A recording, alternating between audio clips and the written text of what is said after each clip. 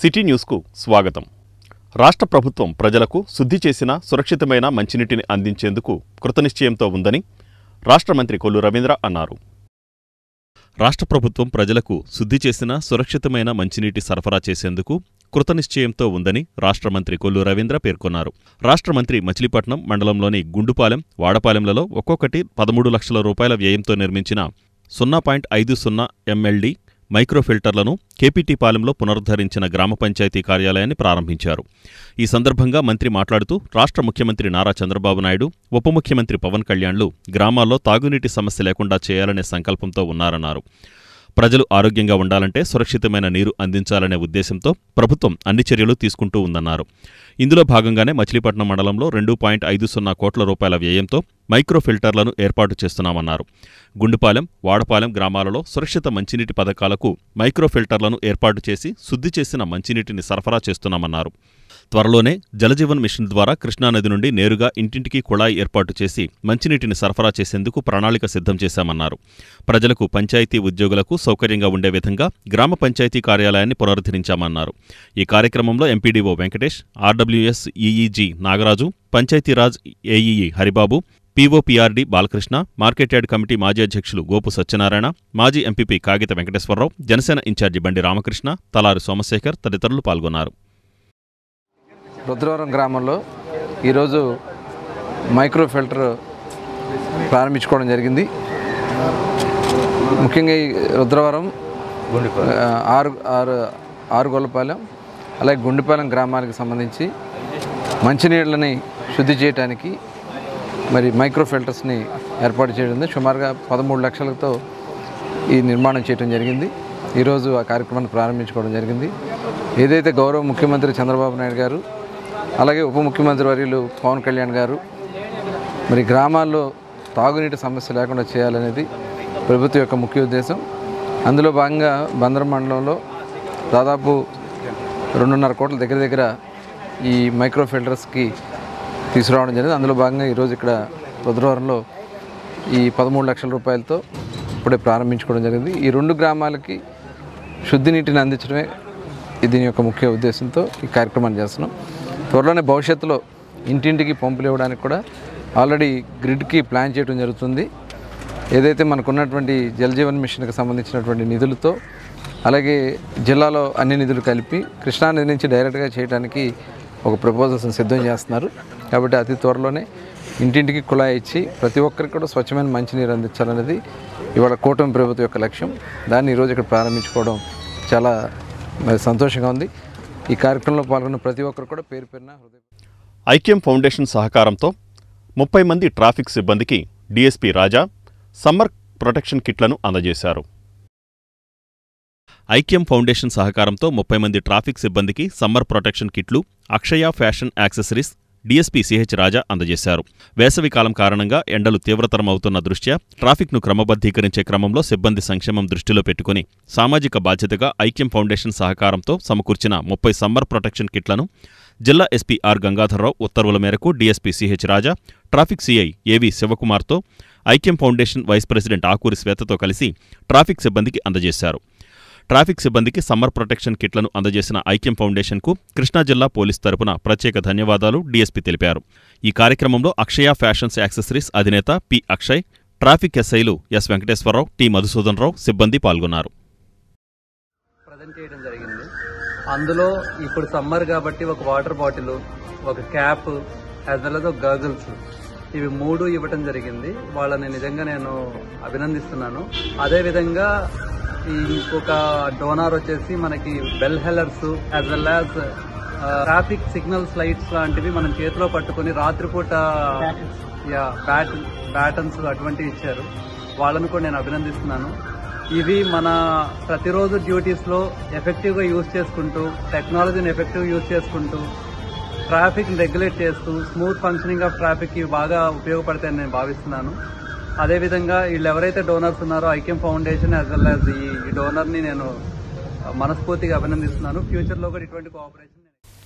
మహిమాన్వితమైన కొమల్లపూడి సీతారామచంద్రుల మరియు వేణుగోపాల స్వామివార్ల దేవస్థాన 17వ వార్షికోత్సవం ఘనంగా నిర్వహించారు. మహిమాన్వితమైన కొమల్లపూడి సీతారామచంద్రుల మరియు వేణుగోపాలస్వామి ఆలయంలో 17వ వార్షికోత్సవం ఘనంగా నిర్వహించారు. కృత్తివెన్ను మండలం కొమళ్ళాపూడి గొళ్లగూడెంలో సీతారాముల మరియు వేణుగోపాలస్వామి ఆలయంలో అంగరంగ వైభవంగా 17వ వార్షికోత్సవ ఉత్సవాలు నిర్వహించారు. ఈ కార్యక్రమంలో ఆలయ ధర్మకర్త Boina Venugopalaswamy, retired excise officer Nunna Sitaramaraju, retired AP Agros MD Boina Srinivasarao, retired CI Bonta Rani, advocate Boina Nagaraju, Bhatraj Prasad, Srimathi Satyavathi, Gaddam Venugopalaswamy, Boina Srinivasarao తదితరులు పాల్గొన్నారు.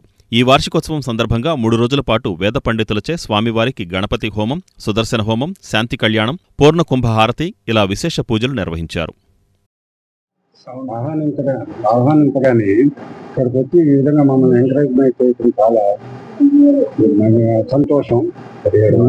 వేద పండితులు అర్చకులు గారు ఏం చేశారంటే మొత్తం అంతా కూడా పూజ జరిగే విధానం, అసలు ఎందుకు చేస్తున్నాము, ఏం జరుగుతుంది, ప్రజలకు ఏ విధంగా మేలు జరుగుతుంది అనేటువంటిది అంతా విశదీకరంగా చెప్పారు. కానీ నేను కొంచెం ఒక 2 నిమిషాలు చరిత్ర గురించి, అసలు దేవాలయం చరిత్ర గురించి అవసరం. ఎందుకంటే మీడియాకి ఇక్కడి నుంచి కూడా ఈ గ్రామంలో అందరూ కూడా దైవభక్తులండి. ప్రతి సభ్యుడు కూడా దేవుడు అంటే కనీసం మినిమం ఎంతో ప్రాధాన్యత ఇచ్చి వాళ్ళకు ఉన్నటువంటి సంపదను సున్నతంలో కానీ సేవ చేయడంలో కానీ పూర్వకాలం నుంచి కూడా పెద్దలందరూ కూడా ఎంతో ధర్మాత్ములు. వాళ్ళు చేసినటువంటి పుణ్యమే ఈ విధంగా ఈ రోజు ప్రతి ఇంటికి కూడా రెండుగా విడగొట్టి వీరికి కూడా అమృతాన్ని ప్రసాదించి నవగ్రహాల్లో భాగాన్ని ఇచ్చారు.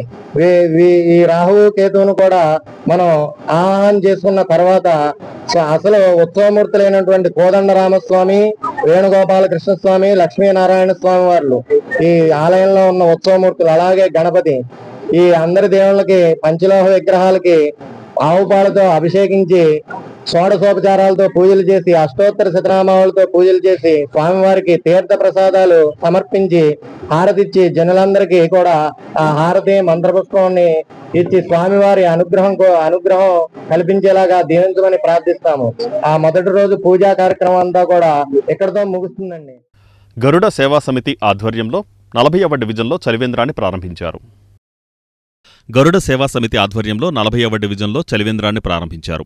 40వ డివిజన్ పరిధిలోని జనసేన పార్టీ కార్యాలయం వద్ద ఏర్పాటు చేసిన ఈ చలివేంద్రం వేసవికాలమంతా కొనసాగుతుందని నిర్వాహకులు తెలిపారు. గరుడ సేవా సమితి ఆధ్యాత్మిక కార్యక్రమాలతో పాటు సామాజిక సేవా కార్యక్రమాలు నిర్వహిస్తున్నట్లు వారు వివరించారు. సమితికి చెందిన మహిళలు పెద్ద సంఖ్యలో ఈ కార్యక్రమంలో పాల్గొన్నారు.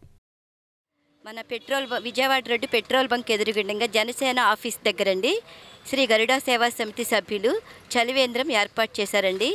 మహిళలు ఇంతవరకు ఎక్కడా కూడా ఈ చలివేంద్రం అనేది ఏర్పాటు చేయలేదు. మా గరుడ సేవా టీం తరపున మేము ఏర్పాటు చేసామండి. మాకు చాలా ఆనందంగా ఉంది.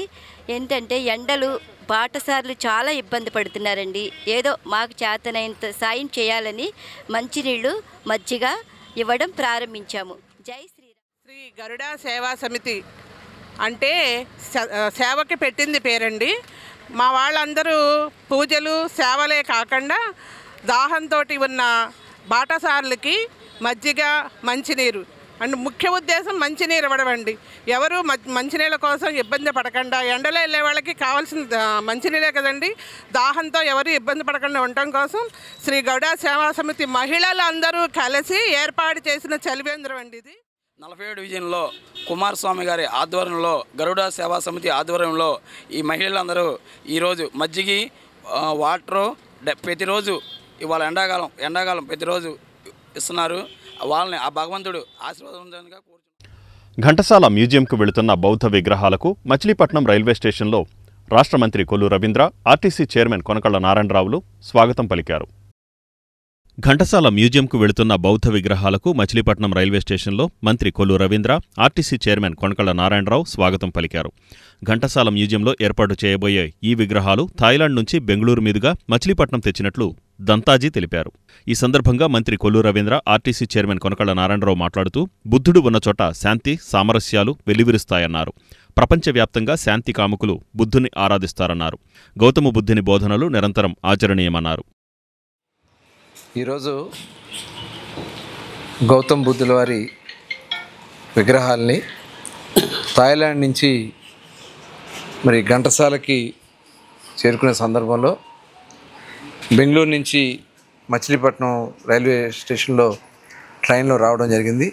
వచ్చిన సందర్భంలో మరి పెద్దలు కొనకల నారాయణ గారు, అలాగే పెద్దలందరూ కూడా, మరి బంతిజీ గారు మమ్మల్ని అందరూ కూడా ఆహ్వానించడం జరిగింది. మరి స్వామివారికి మరి పూలమాలలు వేసుకుని వారి ఆశీర్వాదాలు ప్రపంచానికి ఉండాలని మరి కోరుకోవడం జరిగింది. బుద్ధుడు విగ్రహం ఎక్కడుంటే అక్కడ శాంతి ఉంటుంది.